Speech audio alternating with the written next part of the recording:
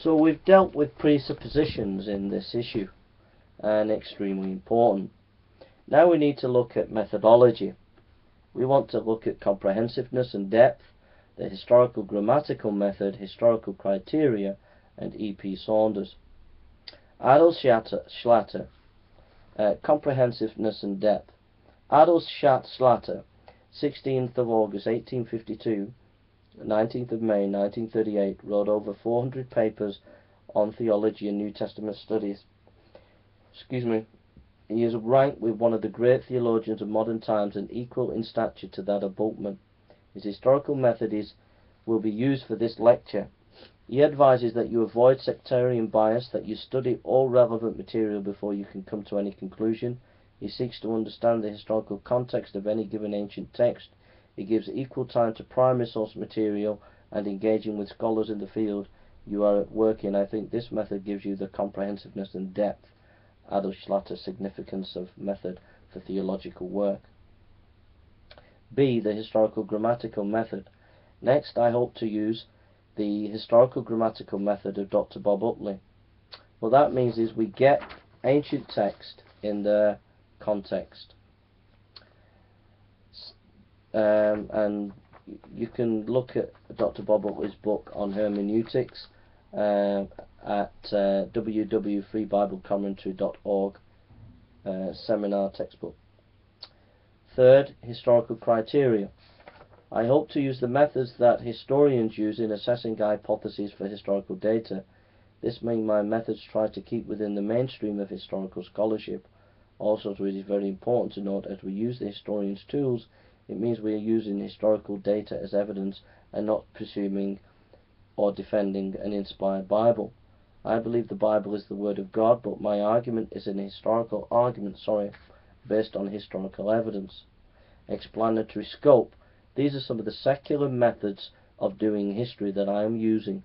I am not going to defend the Bible for the resurrection. I'm not going to use the Bible as my principal evidence here. I'm using secular methods of history to interpret ancient documents. Some of those documents are the Bible, but I'm not presuming that the Bible is inspired at this point. Number 1, explanatory scope. This is a secular method. The hypothesis that has the most relevant facts has the best explanatory scope. My historical criteria is as follows.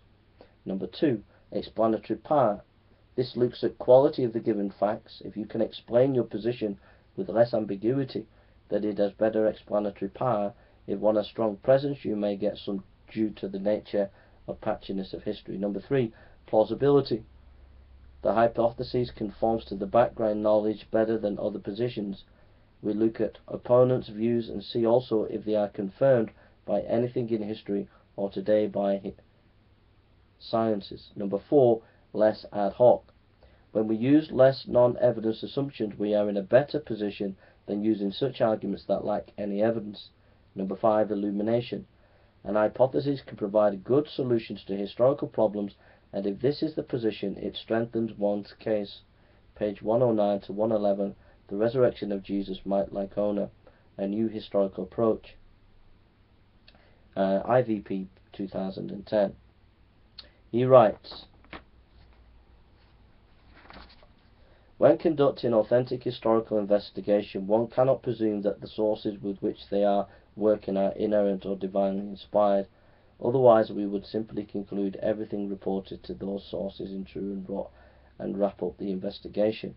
A theologian can do that when studying Jesus.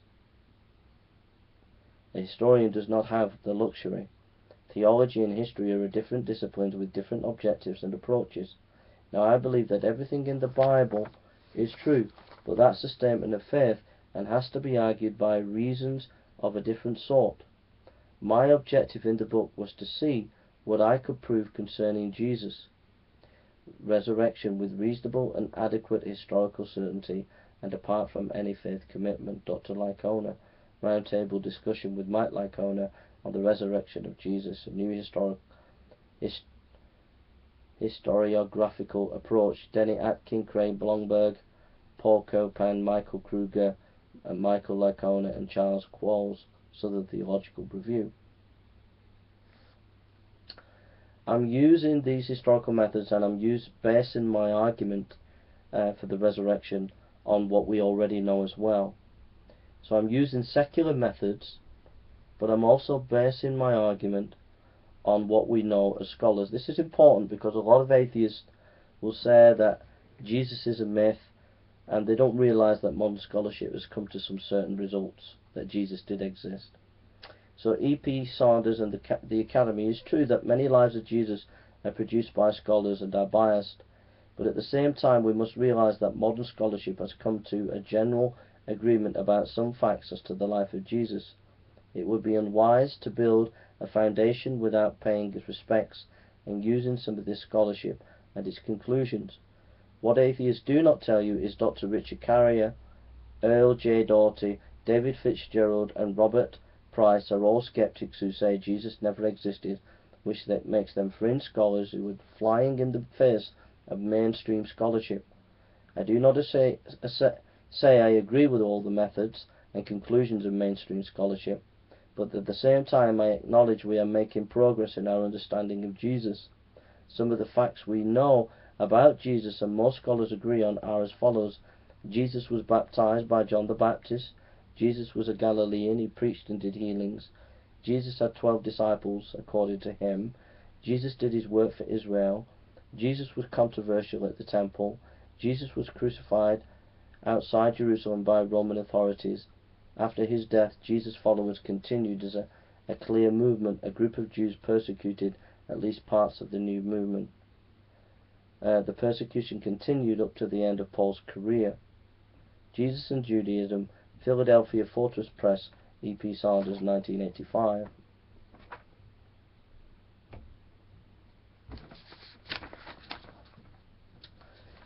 So, let's look at some evidence. First of all, evidence of the Gospels. The Gospels can be traced back to show that the early historical source material. Now, when I say early, I mean early. Early is in three types for me. There's early in saying that the Gospels were written before AD 70. That's a different debate. I believe that. But for the sake of argument here, I'm just using what general scholars use. When I mean early in the sense of a professional historian would see early source material. Early source material could be within the first 50 to 100 years, even the first 200-300 years. Early means you've got good grounds to say that this material is helpful material to come to understand the historical significance of the events that you're looking at. That's what I mean by early. Okay?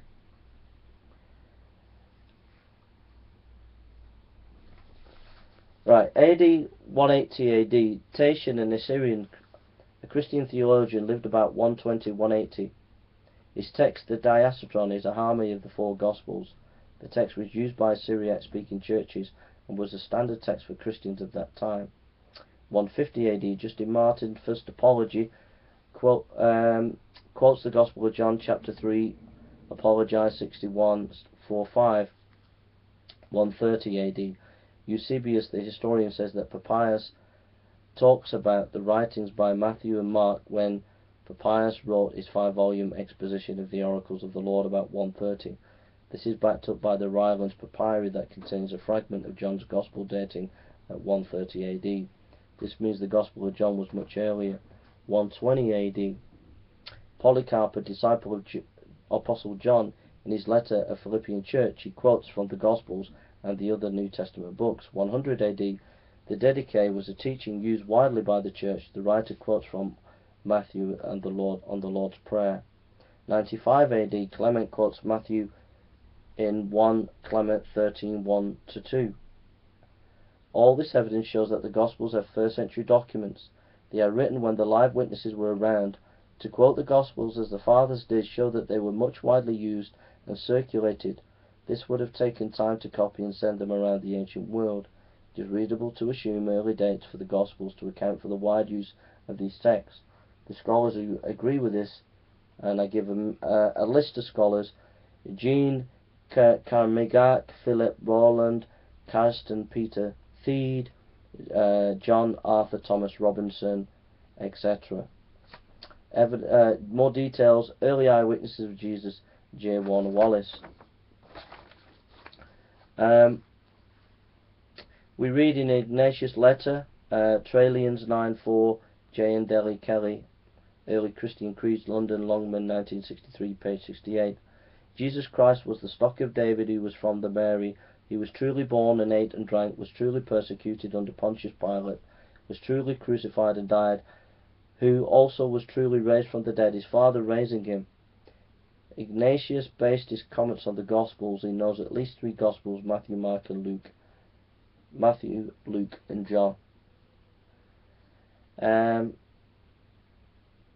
He also quotes the text Matthew 12:23 in his letter Ephesians 4:2.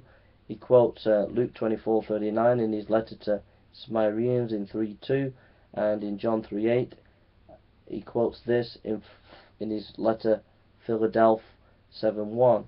Also note page 28 of the Gospel Truth, Paul Barnett, IVP 2012. Ignatius wrote about 110 AD, so it puts the Gospels as 1st century historical source material. So what I'm saying is that this Gospel material is well within the criteria of early historical material, and is a good basis to be able to come to an understanding of whether Jesus Christ died and rose again from a historical, fair perspective. Next thing I want to share is that Gospels are accurate historical documents.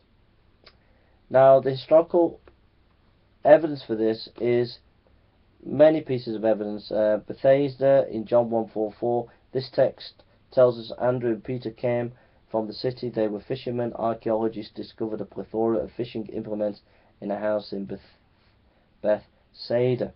In Cana, John 2:1-11, archaeologists who think Khirbet Cana is the place where Jesus did the miracles of turning water into wine found storage facilities for water.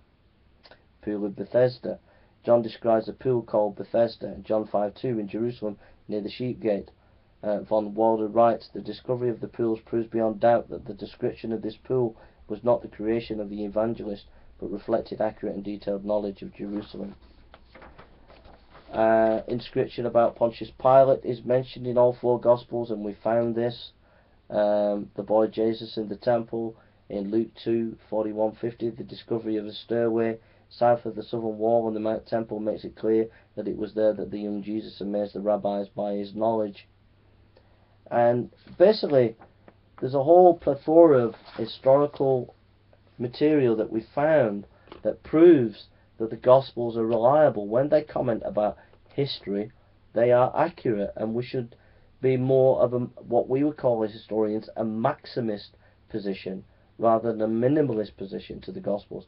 That's important in this debate of whether Jesus rose from the dead, because if we can't rely on the Gospel material, then our whole argument falls to the ground.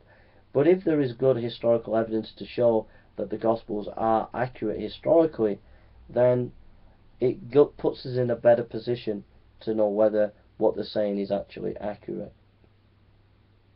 If we compare the Gnostic Gospels, we'll leave it there and we'll come back to the historical issues of the Gospels.